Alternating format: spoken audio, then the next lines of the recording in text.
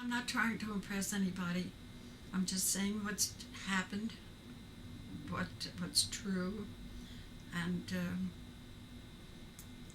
what the reality is. Now she tells me that she's very much interested in learning about healing. And since she's been a little child, whenever I had an ache or pain, she would rub her hands together and say, Savta, let me touch you. Where does it hurt you?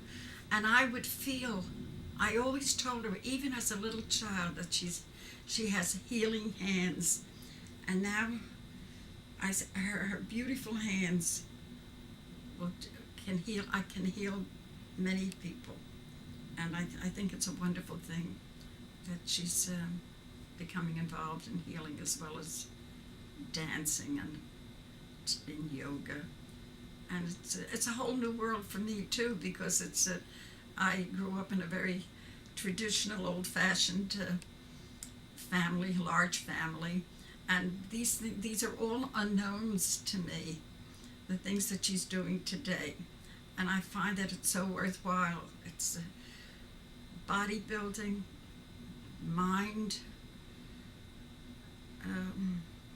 restoring, and spirited, with a spirit, a fine, clean, beautiful spirit. Ready? So Safta, you saw a little bit of the documentary film that Mario filmed of the last workshop that I did. Yes. And what did you think? Do you think that you could put on a blindfold and express yourself through dance? I was thinking of that as I was watching it, and I at first it seemed strange to me. Why should it be necessary for the dancers to have to shut themselves away from the world and from the things, objects around them, in order to be able to concentrate? And then, as I watched them, I closed my eyes for a moment, and everything became so much clearer in my mind. And I was startled, because it never occurred to me that in order to think clearly, and you have to be tranquil. In order to be tranquil, it's so much more advisable to shut things away from you, all the things around your, All the mind chatter.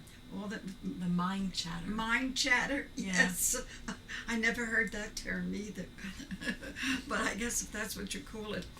And I think that's why we dream too so much, because when we go to bed and we close our eyes, the world impacts upon us in a way that it doesn't when you're distracted by everything around you. So, Safta, have you ever had a reoccurring dream? yes, I have. I mean, but they're personal. Okay. Yeah. Do you remember your dreams? No, hardly ever. Hardly ever. But I'm conscious while I'm dreaming that I'm dreaming, because I don't dream very often. So when I do dream, I'm aware that I'm dreaming, in my dreamlike state, but I don't often recall what I dream. So I don't know whether that's good or bad, but that's the way it is. Safta, what's your connection to spirit? That's something I never thought about. I really don't know how to define that. I don't know how to define my spirit. Growing up in my generation, we never looked into our spirit. Some of us didn't even know that we had spirit. It was called personality, or it was called perhaps other names, but I never really thought about spirit until you made me aware of the spirit within someone. It's a totally foreign feeling and word for me. Did you finally believe? Spirits we thought of other people have, or things that we can't see or can't feel, but we never thought that it was within us. The other day when we were riding in the subway, I gave you a brief reading with the Sacred Path cards. How was Yes. that for you? That was one of the most fascinating experiences. As far back as I can remember, especially since after I was married, 13 was my lucky number. I was the only child of 13 spinal meningitis patients that survived in my childhood when I was 13 years of age. There were 13 cases in the hospital. I was the only one to survive. I married a man whose birthday was on February 13, 1913. 13 has always been very symbolic and had very strong meaning in our family. And then we walk into the train, and it's number 13 train. Yeah, I'd like to say that what happened is that I was pointing out to Savta, to my grandmother, to just look at the numbers on the subway train, and every single time we went into the subway train, it was 13. And then the cards that drew. And the cards we drew. 13. So that's it's a very symbol. symbolic. Very symbolic. Yeah. Just by chance. Did you feel? You see it as by chance? Yes. You see it as a coincidence? Well, how else can you explain it? You don't feel that it's a kind of a cycle, a movement that's happening, a sign?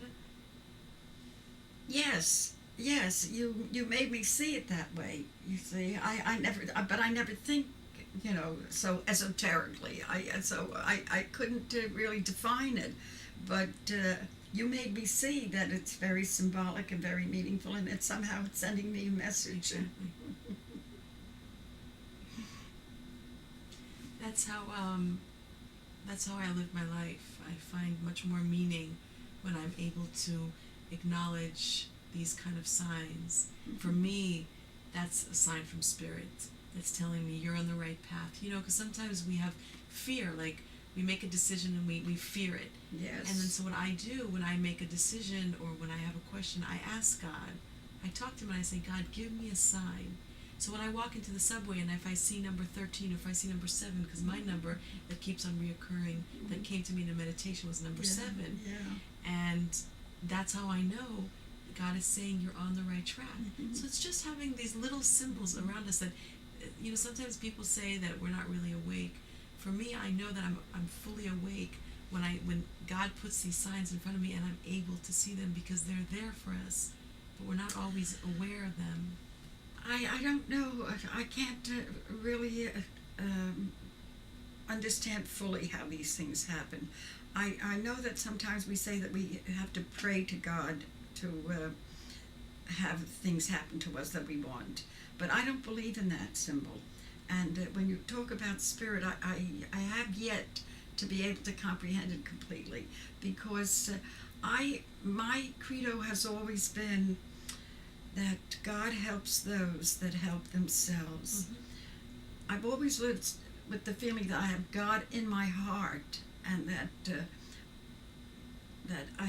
but if I don't do things to help myself, God put me here on this beautiful earth, but I'm an independent person. I'm a person that has to be able to help herself. Yes. I can't ask God for that. God gave me life. God gave me beauty.